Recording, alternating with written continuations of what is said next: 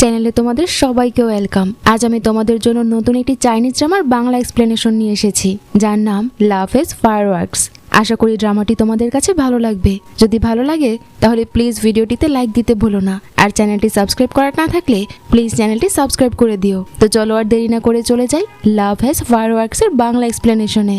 ড্রামার শুরুতে এই ড্রামার female lead শিনফাইকে দেখানো হয়। সে খুব তাড়াহুড়োর মধ্যে ছিল আর একটি শপিং মলের দিকে যাচ্ছিল, কারণ তার বয়ফ্রেন্ড ওয়াং এর জন্মদিনের জন্য তাকে একটি লিমিটেড এডিশনের একটি স্যুট কিনতে হবে। ঠিক সেই সময় ড্রামার মেন লিড ইফাই এর সাথে তার দেখা হয়।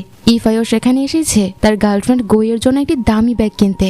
তবে তারা একে অপরকে তেমন একটা খেয়াল করে না, কারণ শিন খুব তাড়াহুড়োর মধ্যে ছিল।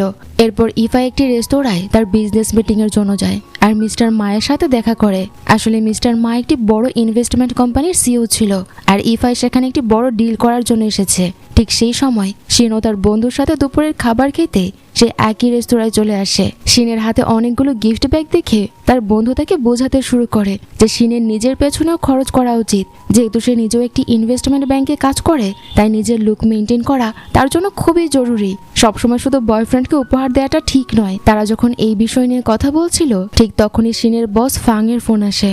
জরুরি কাজের জন্য শিনকে দ্রুত সেখান থেকে বেরিয়ে যেতে হয়, আর এবার ইফাই তাকে লক্ষ্য করে। অন্যদিকে অফিসে পৌঁছে শিন জানতে পারে যে তার ডাটা অ্যানালাইসিসের কারণে ব্যাংকের দুর্নীতিগ্রস্ত কর্মচারী মিস্টার হোংকে এক্সপোজ করা সম্ভব হয়েছে। এই সাফল্যের কৃতিত্ব তাকে দেওয়ার জন্য তার বস ফাং তাকে একটি বিশেষ মিটিংয়ে নিজের সাথে নিয়ে যায়। ঘটনাক্রমে সেই মিটিংটি ছিল ঠিক সেই হোটেলেই যেখানে ইফাই তার পরবর্তী মিটিং এর জন্য যাচ্ছিল। তাকে বিডিং এর মাধ্যমে ডিলটি জিততে হতো, কারণ মিস্টার লিয়াও তার নাম প্রস্তাব করেছিল, আর ইফাই প্রমাণ করতে চায় যে সে এই ডিলটি পাওয়ার যোগ্য। কিন্তু শিন যে ব্যাংকে কাজ করত সেটি আসলে ইফাইয়ের কোম্পানি প্রতিদ্বন্দ্বী ছিল। তাই বস ফাং শিনকে নির্দেশ দেয় যেন সে যে কোনোভাবেই ইফাইয়ের কোম্পানির লোকদের বিডিং করতে না দেয়। শিন হোটেলের এক্সিট গেটের দিকে দৌড়ে যায়, কারণ বিডিং এর জন্য তাদের ওদিক দিয়ে আসার কথা ছিল। সেখানে পৌঁছানো মাত্রই শিনের সঙ্গে ইফাইয়ের ধাক্কা লাগে, আর শিনের ফোনটি হাত থেকে পড়ে যায়। ইফাই তাকে চিনতে পারে আর সন্দেহ করে যে শিন হয়তো সকাল থেকে তার পিছু পিছু ঘুরছে, যাতে সে বিডিং করতে না পারে। এই কথা বলে ইফাই দ্রুত সেখান থেকে চলে যায়। সে চলে যাওয়ার পর শিন বুঝতে পারে যে ইফাইয়ের কারণে তার ফোনটি ভেঙেছে, যা তাকে ভীষণ রাগিয়ে তোলে। অন্যদিকে আমরা মিস লিয়াওকে দেখি যে ইফাইয়ের বয়ফ্রেন্ড ওয়াং এর ব্যাংকে দেখা করতে আসে। আসলে সে সেই ব্যাংকেরই চেয়ারম্যানের মেয়ে, যেখানে ওয়াং একজন ম্যানেজার হিসেবে কাজ করত। মিস লিয়াওকে বারবার ওয়াং এর সাথে দেখা করতে আসতে দেখে সবাই কানাঘুষা শুরু করে যে কেন সে প্রতিদিন ওয়াং এর সাথে দেখা করতে আসে। এরপর আমরা দেখি যে সবাই ইফাইয়ের জন্য অপেক্ষা করছে। ফাং বেশ খুশি ছিল, কারণ তার মনে হচ্ছিল যে তার কর্মীরা হয়তো ইফাইকে আটকে দিয়েছে।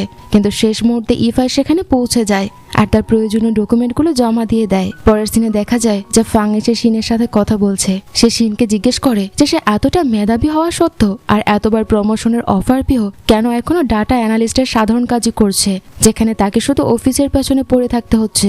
শিন জবাবে বলে যে সে খুব দ্রুত তার বয়ফ্রেন্ডের সাথে বিয়ে করতে চায়, তাই সে এমন একটা চাকরি চায় যেখানে সে তার বিবাহিত জীবনকে সুন্দরভাবে সময় দিতে পারবে। পরের সিনে শিনের বন্ধু দাঙ্গেও তাকে নিতে আসে। যখন সে জানতে পারে যে শিন আবারও প্রমোশনের অফার ফিরিয়ে দিয়েছে শুধু ওয়াংকে সময় দেওয়ার জন্য, তখন সে শিনকে বোঝানোর চেষ্টা করে যে তার আগে নিজের কেরিয়ার সেটেল করা উচিত, নয়তো ভবিষ্যতে তাকে আফসোস করতে হবে। দাঙ্গিউর কথাটি যে কতটা সঠিক ছিল তা বোঝা যায় যখন দেখা যায় যে ওয়াং মিস লিয়াওয়ের কথায় তার সাথে ডিনার ডেটে যাওয়ার প্ল্যান করছে। এরপর আমরা দেখি যে শিন তার নতুন কেনা বাড়িতে যাচ্ছে, কিন্তু জরুরি নথিপত্র সই করার জন্য তাকে হোম সার্ভিস অফিসে যেতে হয়। আর সেখানে আবারও ইফাইয়ের সাথে তার ধাক্কা লেগে যায়। ইফাই সেখানে এসে তার নিজের বাড়ি বিক্রি করে নতুন কোনো ভাড়ার বাড়ি খুঁজছিল। শিন তাকে আবার মনে করিয়ে দেওয়ার চেষ্টা করে যে ইফাইয়ের কারণেই তার ফোনটা ভেঙে গেছে, কিন্তু ইফাই সেদিকে পাত্তাই দেয় না আর সেখান থেকে চলে যায়। এরপর ইফাই তার গার্লফ্রেন্ড গোয়ের সাথে দেখা করতে যায়। গোয়ের কাছে পৌঁছানো ঠিক আগেই সে দেখে যে গোই কোনো এক অতিথির সাথে বিদায় জানাচ্ছে, আর তাদের মধ্যে বেশ ঘনিষ্ঠতাও লক্ষ্য করা যাচ্ছিল। বিষয়টি ইফাইয়ের কাছে বেশ অদ্ভুত লাগে। গোই গাড়িতে উঠে যখন উপহারের ব্যাগটি দেখতে পায়, সে ভাবে যে এটি হয়তো তার জন্য, কিন্তু ইফাই তাকে সাফ জানিয়ে দেয় যে ব্যাগটি তার জন্য নয়, বরং এটি সে অন্য কাউকে দেবে। ইফাইয়ের এই কথায় গোই প্রচণ্ড রেগে যায়, কারণ সে আসলে চেয়েছিল ইফাই তাকে কেনাকাটা করাক আর দামি দামি উপহার দেখ, আর এর জন্য সে তাকে বয়ফ্রেন্ডও বানিয়েছিল। ডিনার করার জন্য তারা যে রেস্তোরাঁয় যায় তার ঠিক পাশের টেবিলেই বসেছিল ওয়াং আর মিস লিয়াও। মিস লিয়াও ওয়াংকে মনে করিয়ে দেয় যে তাদের পরিচয় সেই কৈশোর থেকে, আর ইনভেস্টমেন্টের ব্যাপারে সে ওয়াং এর উপরই ভরসা করে সব থেকে বেশি। অন্যদিকে ইফাই গুইকে তার সুটকেস গুছিয়ে দিতে বলে, কারণ তারা এখন থেকে ভাড়া বাড়িতে থাকবে। তার এই কথা শুনে গুই কিছুটা ভয় পেয়ে যায়, কারণ তার মনে হচ্ছিল যে ইফাইয়ের সবকিছু বোধহয় শেষ হয়ে যাচ্ছে। এর মধ্যে মিস লিয়া ওয়াংকে তার কোম্পানির সিএফও হওয়ার প্রস্তাব দেয়, যা ছিল বেশ বড় একটা পদ। ওয়াং সানন্দে সেই প্রস্তাবটা অ্যাকসেপ্ট করে নেয়, আর মিস লিয়াও তাকে উপহার হিসেবে একটি দামি ঘড়ি দেয়। এরপর ওয়াং বাড়ি ফিরে দেখে যে তার জন্য অপেক্ষা করতে করতে শিন ঘুমিয়ে পড়েছে। শিন জেগে উঠলে ওয়াংকে জন্মদিনের শুভেচ্ছা জানায়। ওয়াং ও তার নতুন চাকরির খবর দিয়ে শিনকে চমকে দেয়। তবে শিন আসলে অন্য কিছু আশা করছিল। সে মনে মনে ভেবেছিল যে আজ হয়তো ওয়াং তাকে বিয়ের প্রপোজ করবে, কিন্তু বিয়ের প্রপোজ তো দূরের কথা, উল্টো ওয়াং শিনকে বলে যে বাড়িটি কেনার জন্য শিন এত পরিশ্রম করেছে সেটি যেন সে বিক্রি করে দেয়। যখন শিন বাড়িটি বিক্রি করতে রাজি হয় না, তখন ওয়াং তার উপর প্রচন্ড রেগে যায়, আর শিনের দেওয়া উপহারটি না খুলেই সেখান থেকে চলে যায়। শিন মন খারাপ করে তার পুরনো বাড়িতে ফিরে আসে আর ওয়াংকে মেসেজ করে। রিপ্লাইয়ের আশায় অপেক্ষা করতে করতে সে সেখানেই ঘুমিয়ে পড়ে, কিন্তু পরদিন ঘুম থেকে উঠেও সে আর কোনো উত্তর পায় না।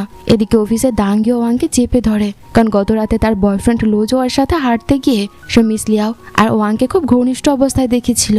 দাঙ্গিও চেয়েছিল ওয়াং যেন শিনের কাছে সবকিছু সত্যিটা স্বীকার করে নেয়, কিন্তু ওয়াং তার কথাকে তেমন একটা পাত্তাই দেয় না। অন্যদিকে ইফাইকে দেখা যায় তার ছোটবেলার বন্ধু জ্যাগের সাথে অ্যান্টি ফ্রড বিষয় নিয়ে বক্তৃতা দিচ্ছিল।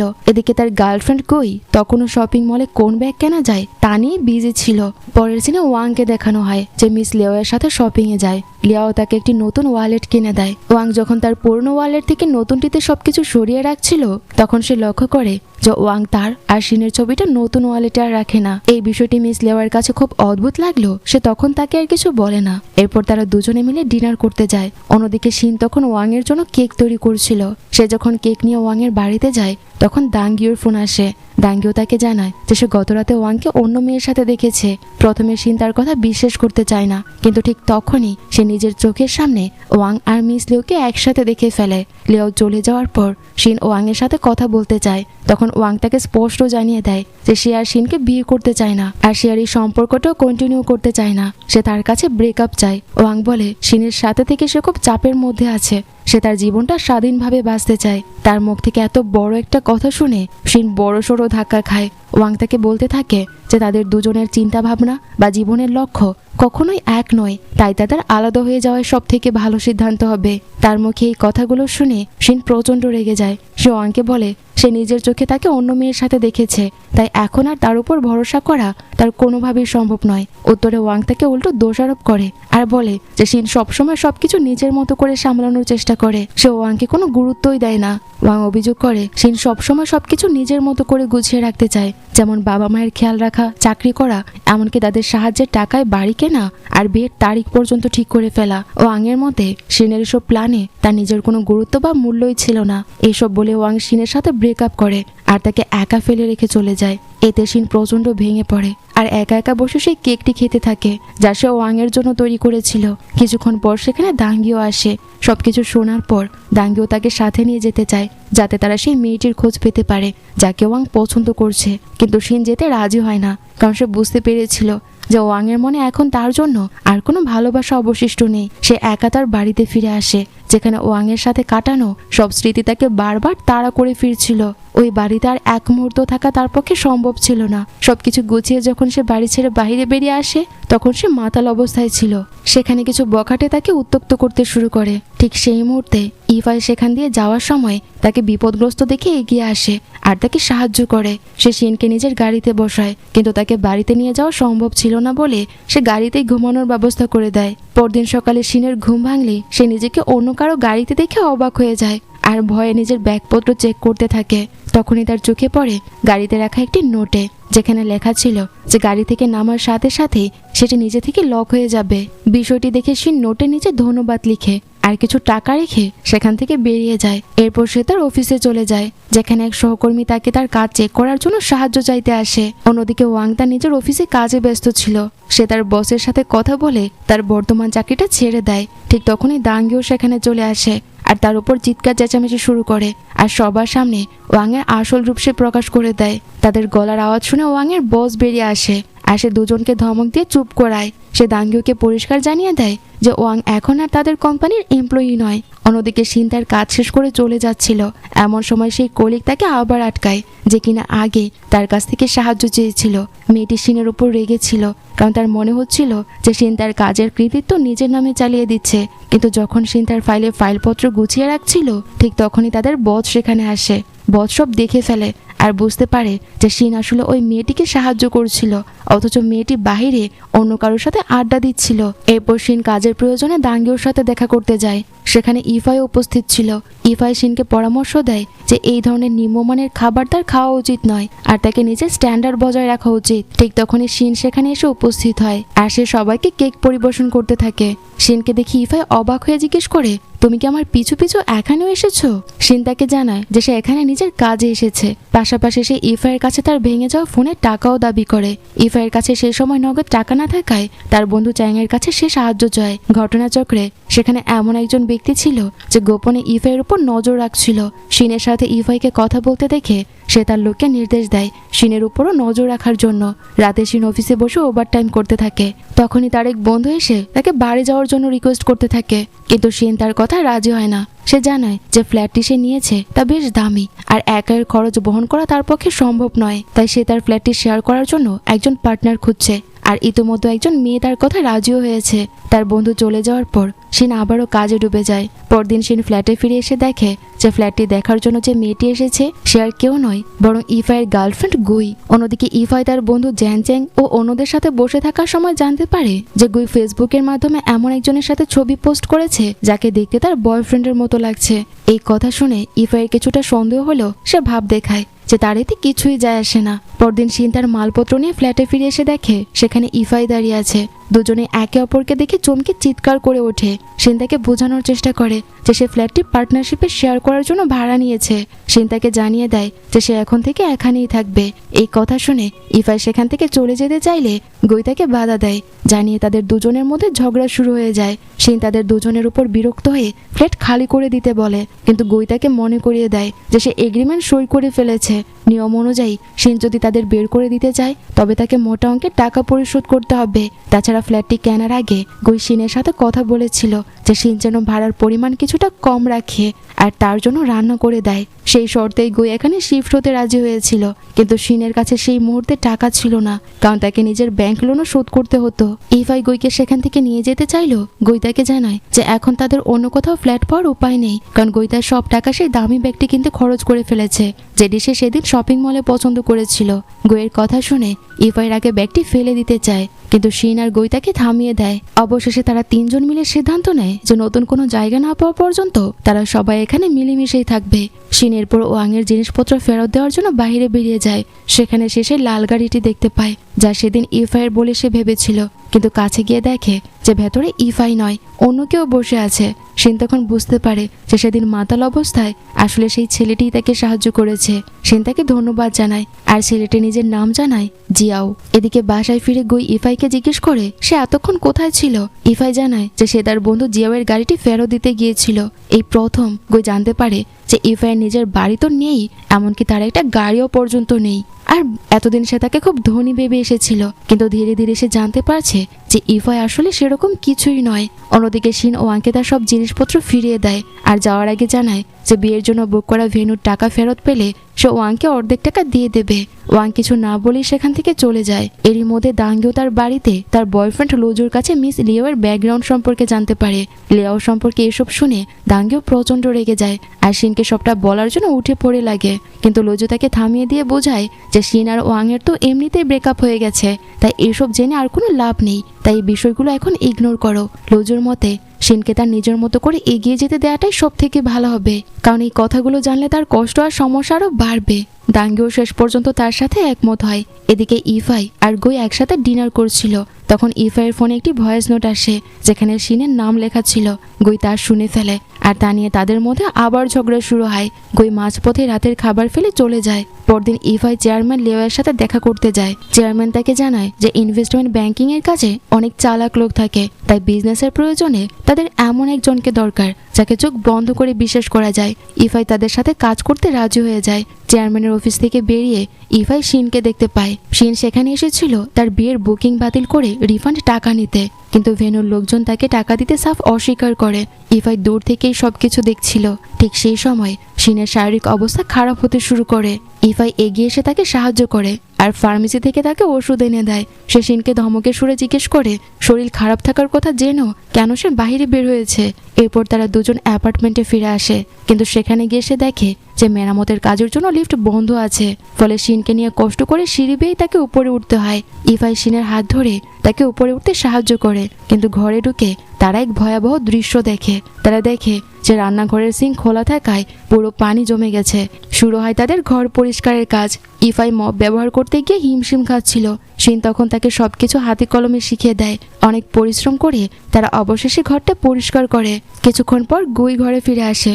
ইফাই তাকে দেখে অনেক রেগে যায়, কারণ সে বুঝতে পেরেছিল যে গুই রান্নাঘরের কল খোলা রেখেছিল, কারণ সে তখন বান্ধবীর সাথে ফোনে গল্প করছিল। গুই এতে অপমানিত বোধ করে আর অনেক রেগে গিয়ে ঘর থেকে বেরিয়ে যায়। পরদিন ইফাই অফিসের একটি মিটিং এর জন্য বের হয়। লিফটে তার সাথে শিনের দেখা হয়, কিন্তু শিন তখন ফোনে ব্যস্ত থাকায় সে আর ইফাইকে লক্ষ্য করে না। তাই ইফাই একটি কৌশল খাটিয়ে শিনকে লিফট থেকে নামিয়ে দেয় আর নিজে মিটিংয়ে চলে যায়।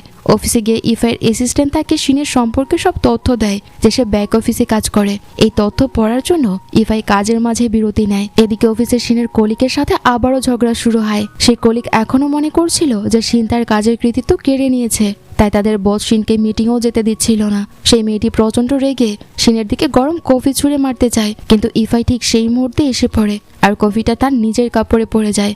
বস ফাং যখন ওই কর্মীকে বকাঝকা করে, তখন শিন জানতে পারে যে তাদের নতুন প্রজেক্টের টিম লিডার আসলে ইফাই। সে তার বন্ধুকে জানায় যে ইফাই আসলে তার ফ্ল্যাটমেট। বন্ধু তাকে সতর্ক করে দিয়ে বলে এই বিষয়টি যেন অন্যদের কাছে গোপন রাখে সে, নয়তো প্রজেক্টের সমস্যা হতে পারে। ইফাই যখন বাসায় ফেরে তখন খুব সুন্দর একটা গন্ধ পায় সে নিজের জন্য স্যান্ডউইচ বানিয়েছিল আর ইফাইকেও সেটা খেতে দেয়, কিন্তু ইফাই তার ইগোর কারণে সেটা খেতে অস্বীকার করে। তবে আড়ালে সে গন্ধ শুকতে থাকে। শিন কোনো কাজের জন্য বাইরে গেলে সে ইফাইকে স্যান্ডউইচটা খেয়ে ফেলার জন্য রিকোয়েস্ট করে। ইফাই তখন এমন ভাব করে যেন সে ওটায় হাতে দেবে না, কিন্তু সে চলে যেতেই সে দ্রুত স্যান্ডউইচটা সাবার করে ফেলে। অন্যদিকে গই তার বসের সাথে শপিং করছিল। তার বস তাকে একটি দামি মডেল শুটের প্রস্তাব দেয় আর গই তাতে রাজিও হয়ে যায়। এমনকি যদি তার জন্য বসের খুব ঘনিষ্ঠ হতে হচ্ছিল সে তাতেও রাজি ছিল। শিন সেদিক দিয়ে যাওয়ার সময় তাদের দুজনকে খুব কাছাকাছি অবস্থায় দেখে একদম অবাক হয়ে যায়। সে বাড়িতে ফিরে ভাবতে থাকে যে ইফাইকে কি সবটা জানানো উচিত হবে। ইফাইয়ের জন্য তার বেশ খারাপ লাগতে থাকে, তাই সে ইফাইকে ডিনারের নিমন্ত্রণ জানায়। কিন্তু ইফাই এবারও আগের মতো নাটক করে বলে যে সে বাইরে থেকে খাবার অর্ডার করবে। অগত্যা শিন তাকে একা খেতে বলে নিজের ঘরে চলে যায়। ঠিক তখনই তার বাবার ভিডিও কল আসে। তার বাবা মা ভিডিও কলে শিনের বিয়ের প্রস্তুতির কথা জিজ্ঞেস করছিল আর বলছিল যে তাদের একটা তারিখ ঠিক করে ফেলা উচিত। শিন তখন অজুহাত দেয় যে ওয়াঙ্গার সে এখন খুব বিজি আছে, তাই বিয়েটা আপাতত স্থগিত করা হয়েছে। রুম থেকে বেরিয়ে আসার পরই ইফাই তাকে জানায় যে সে সব শুনে ফেলেছে আর শিনের উচিত তার পরিবারকে সব সত্যিটা জানিয়ে দেয়া। শিন তাকে পাল্টা উত্তর দেয় যে ইফাইয়ের নিজের সম্পর্কের দিকে নজর রাখা উচিত। পরদিন অফিসে গিয়ে শিন জানতে পারে যে তাদের ডিপার্টমেন্ট থেকে যে নতুন টার্গেট লিস্ট করা হয়েছে তাতে তার নাম নেই আর তাকে চাকরি থেকে বরখাস্ত করা হয়েছে। আসলে শিনের সেই কলিকই এসবের পেছনে ছিল। খুব মন খারাপ করে শিন তার সব জিনিসপত্র গুছিয়ে অফিস থেকে বেরিয়ে আসে। প্রথমে ব্রেকআপ আর এখন চাকরি হারানো, সব মিলিয়ে সে প্রচন্ড ডিপ্রেশনে ছিল।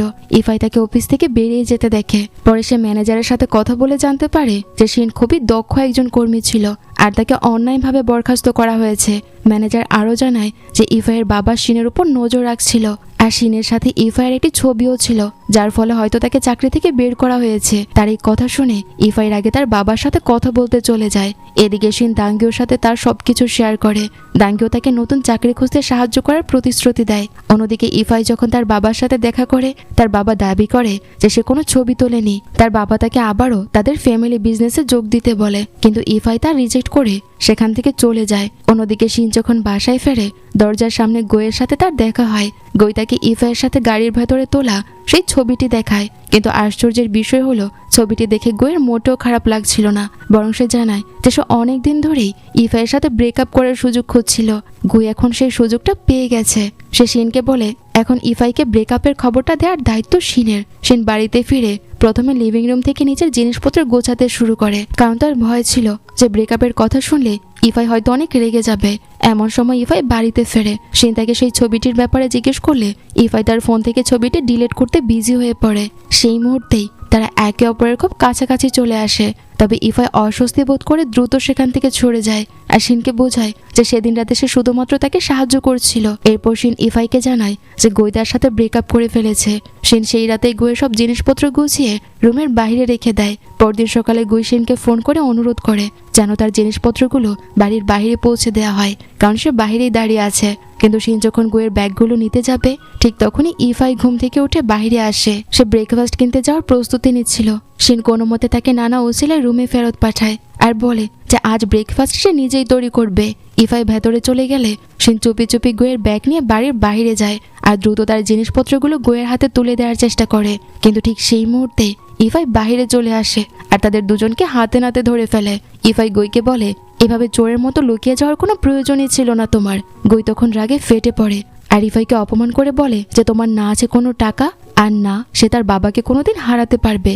গুই জানায় যে সে জীবনে শুধু একটি সাধারণ আর নিরাপদ জীবন চেয়েছিল আর তার জন্য সে ব্রেকআপ করেছে, কারণ ইফাইয়ের সাথে সে তার কোনো ভবিষ্যৎই দেখতে পারছে না। তার কাছে কোনো টাকা বা গাড়ি আর বাড়িও নেই। কথাগুলো শুনে ইফাই শান্তভাবে তার ক্রেডিট কার্ডটি গুইয়ের দিকে বাড়িয়ে দেয় আর জানায় যে সেখানে সে কিছু টাকা জমিয়ে রেখেছিল।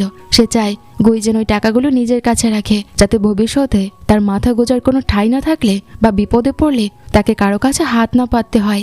ইফাই কথাগুলো বলে সেখান থেকে চলে যায় আর গুই দাঁড়িয়ে সেখানে কাঁদতে থাকে। গুইয়ের কান্না দেখে শিন তাকে শান্ত করার চেষ্টা করে। পরদিন দেখা যায় ইফাই বেশ মানসিক চাপে আছে। তাকে এমন বিধ্বস্ত দেখে শিন তার জন্য ব্রেকফাস্ট তৈরি করে রুমে নিয়ে যায়। ইফাই তখন রসিকতার সুরে বলে তার মনে হয় এই ফ্ল্যাটটি অভিশপ্ত একটা ফ্ল্যাট, কারণ শিন এখানে আসার পর তার ব্রেকআপ হয়েছে, আবার ইফাই আসার পর তার নিজেরও ব্রেকআপ হয়ে গেছে। শিনের কাছেও কথাটি প্রথমে সত্যি বলে মনে হয়, কিন্তু ইফাই দ্রুতই তাকে সাবধান করে দেয় যে এসব কুসংস্কারে বিশ্বাস করা ঠিক নয়। এরপর ইফাই তার এক কলিকের সাথে কথা বলে বিপক্ষ পার্টিকে হারানো নিয়ে প্ল্যান করতে থাকে। অন্যদিকে শিনও নিজের কাজে বিজি হয়ে পড়ে। কাজ করতে করতে অনেক রাত হয়ে যায়। সে ইফাইয়ের খবর নেওয়ার জন্য তার রুমের সামনে যায়, কিন্তু ইফাই রুম লক করে ভেতরে বসেছিল আর কোনো সাড়া শব্দ করছিল না। কোনো আওয়াজ না পেয়ে শিন অনেক ভয় পেয়ে যায় আর পুলিশকে ফোন করার কথা ভাবে। ঠিক তখনই ইফাই ভেতরে কোনো শব্দ করলে সে নিশ্চিত হয় যে সে ঠিক আছে। এরপর সে নিজের রুমে গিয়ে ঘুমিয়ে পড়ে। ইফাই তখন তার কলিগের সাথে ফোনে কথা বলছিল। সে জানায় যে সে শিয়ান গ্রুপের কিছু গন্ডগোল টের পাচ্ছে আর এই ব্যাপারটি ভালো করে যাচাই করা প্রয়োজন। তার কলিগ তাকে মনে করিয়ে দেয় যে ইফাই বেশ কয়েকদিন অফিসে না আসায় প্রেসিডেন্ট তাকে নিয়ে বেশ চিন্তিত আছে, কিন্তু ইফাই তার এই তদন্ত গোপন রাখতে চায়, তাই অফিসে যেতে সে রাজি হয় না। এদিকে অফিসে বস ফাং তার দলের কর্মীদের উপর রেগেছিল, কারণ কাজের কোনো উন্নতিই হচ্ছিল না।